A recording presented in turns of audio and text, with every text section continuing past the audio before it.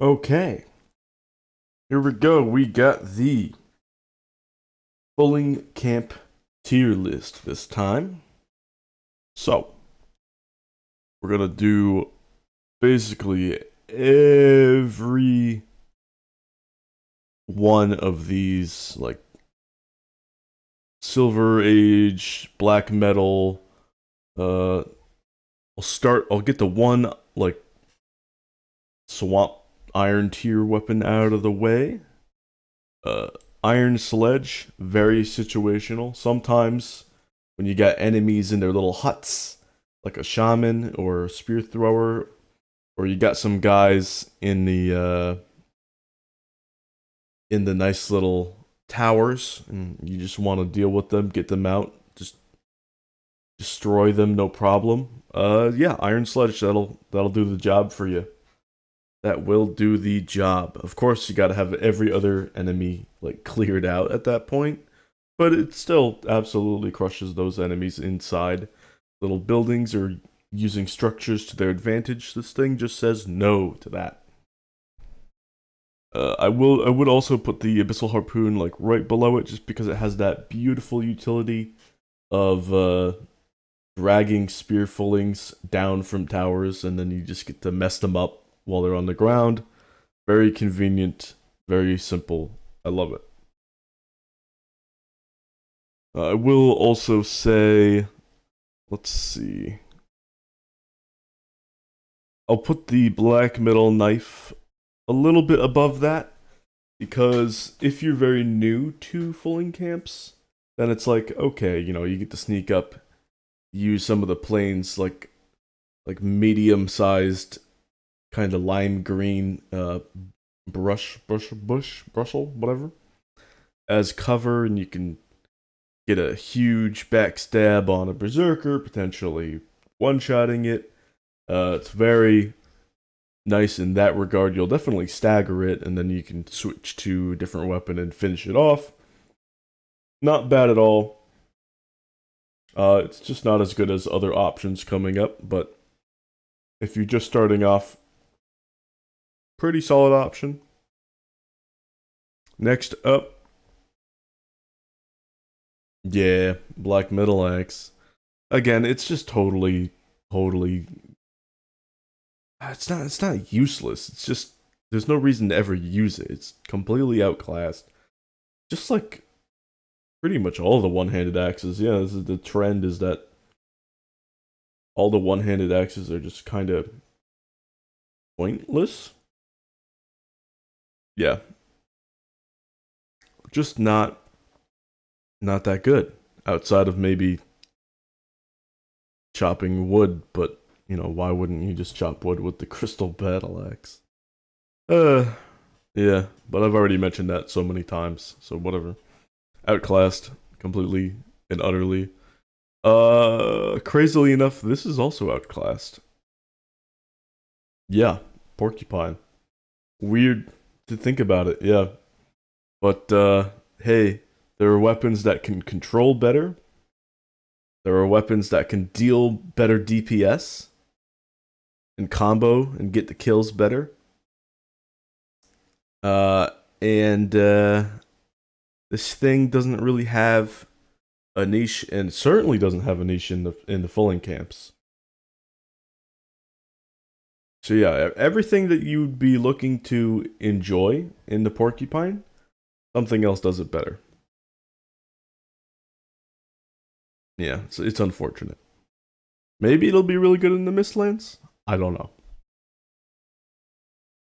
Fang spear. Yeah. Yep. I'll put it here. It's just again, it's the same situation with the porcupine, although it has that utility of the throw, but even then, all of that is outclassed by other weapons. Other weapons just do what it does better. Yeah, it's just sad. Sad, you know. Here's hoping that we get like a lightning spear or something in the Mistlands. That would be cool.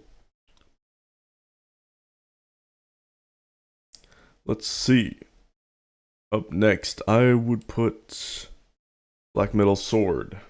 Hey, there you go. There's some DPS for you, you know? Some great, reliable damage per second per stamina. If you're in multiplayer, this thing is a beast.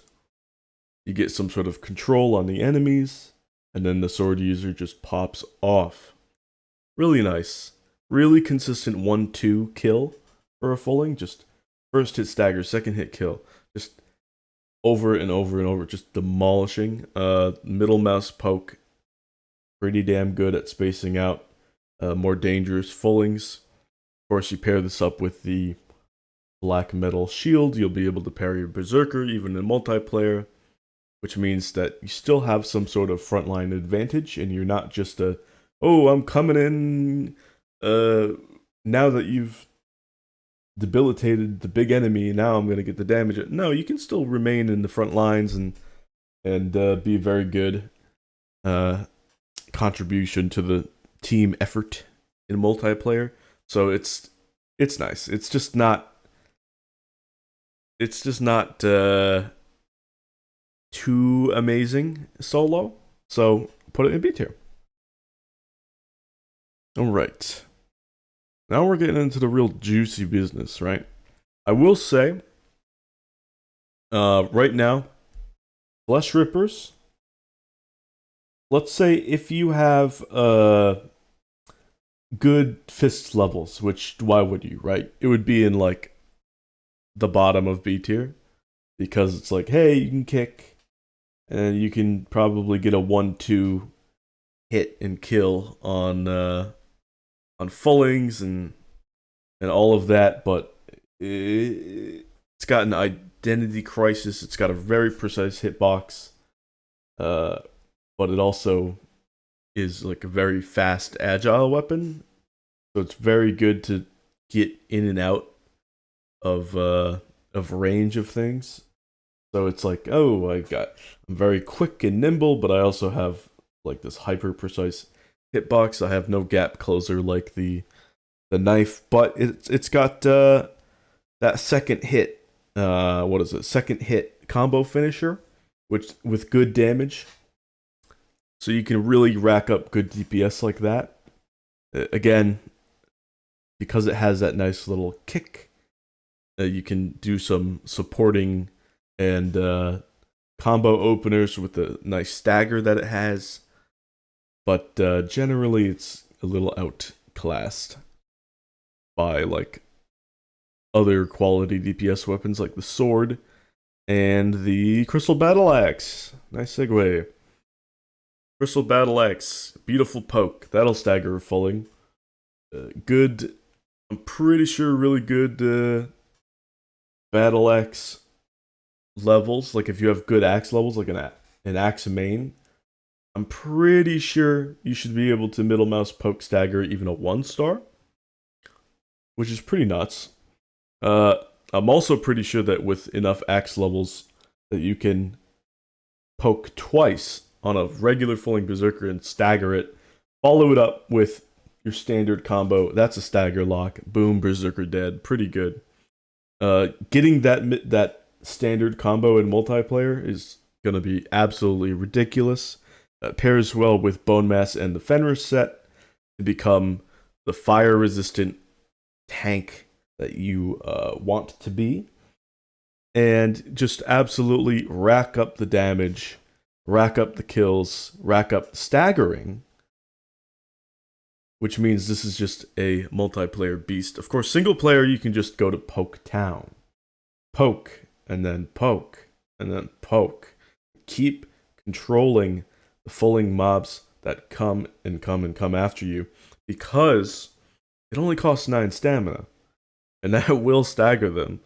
And then you can follow up with a normal attack combo, provided that you have the right spacing and timing. And of course, that is made a lot easier with the Fenris set, reducing that brutal movement speed penalty of 20% way down. And the combos become a lot easier and just pretty great. Like, just take them out, no problem. We're entering the top of the top.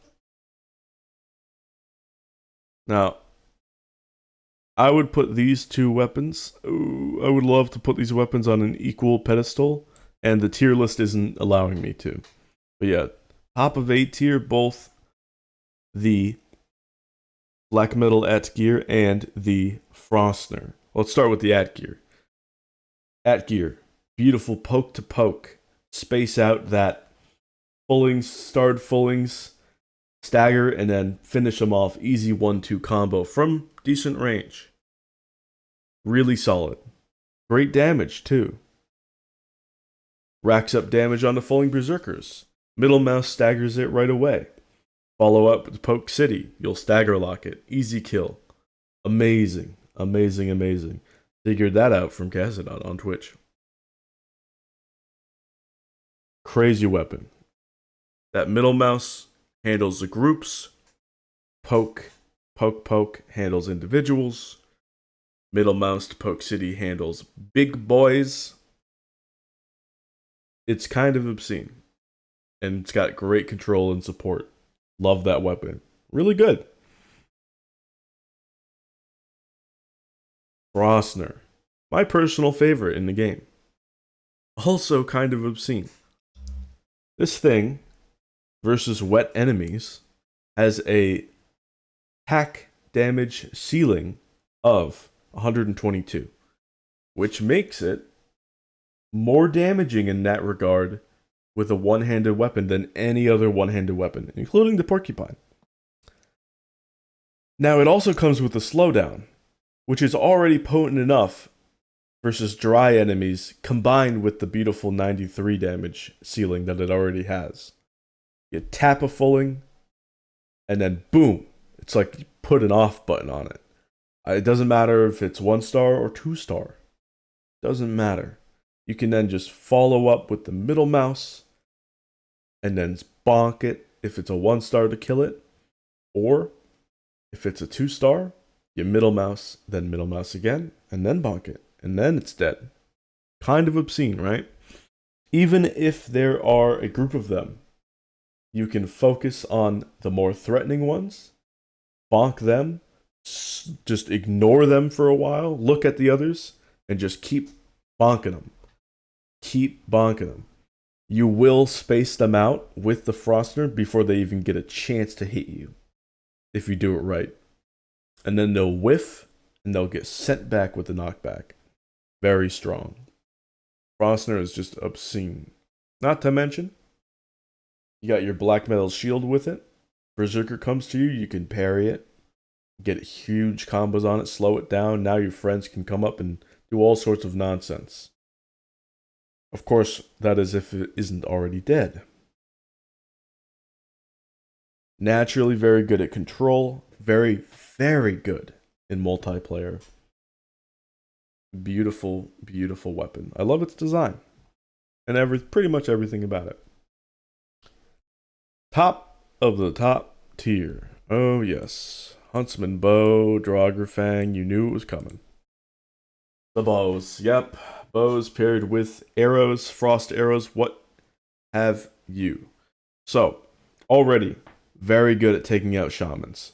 Also very good at dealing with any sort of torch enemies should you have root set on, which I always recommend having the harness on, because those piercing enemies, the Deskitos that can sneak up on you, the spear throwers, starred spear throwers, you're going to want the root harness. That's going to reduce their damage immensely. Sometimes to the single digits, 8 or 9 damage. Ridiculous. Very good. So, what does that do? Makes you weak to fire. Now all of a sudden, shamans are a problem, and torch fullings are a problem. However, you got good bows to handle them from range. No risk to you at all. Just snipe them, and boom, with a wood arrow, they're done. Even with the basics of wood arrow, with that sneak attack bonus being as minimal as it is, boom, they're done. It's over. Dunzo. Of course, sometimes damage range is just too low to kill it in one hit, but that's where the Draugr poison comes in. Poison will kill him. There's many times in certain videos and clips of me uh, sniping Fulings or Fuling Berserkers when I'm like, oh, poison will kill him. And the poison kills him. And it's just the Draugr consistent damage that allows you to kill enemies with less arrows than you would need otherwise. Very strong. A Huntsman bow utility is it has a halved aggro radius than normal. 4 meters versus 8 meters. This thing is crazy. You can pull one enemies at a time. You can snipe a Fuling Shaman pretty much in front of a Fuling Berserker and it won't even notice. It is insane. You can pull a Berserker out. You can snipe the Fulings around a Berserker without the Berserker noticing. You can pick any way you want to tackle a village casually, bit by bit, and that option is available to you. Courtesy of the Huntsman bow, this thing is crazy. Now, of course, Draugr with its brutal damage is just insane. I've already mentioned the poison, but you stack this with frost arrows, now you're keeping enemies like Fuling Berserkers way away from you. Devastating damage, and that poison is just eating away at them. Insane weapon. Insane weapon. So now, these weapons are dealing with your problem Fulings, your Fuling Shamans, a good way to deal with your starred Fulings, starred Fuling Berserkers, even 2-star Fuling Berserkers I've taken out with Draugr and Frost Arrows without much issue at all. I was like, oh, what are you getting like within 20 feet of me? Oh, wow. You better stay over there and die. Yeah, insane. Very strong. Very, very, very strong weapon. Crazy power. And of course, just like the Frostner, those frost arrows are going to get that 1.5 times frost damage buff should the enemies be wet. So you kite them through water, kite them through a local river sometimes. It's annihilation. It's brutal. And it's amazing. And with that being said, I hope you enjoyed, and I'll see you guys some other time. Bye.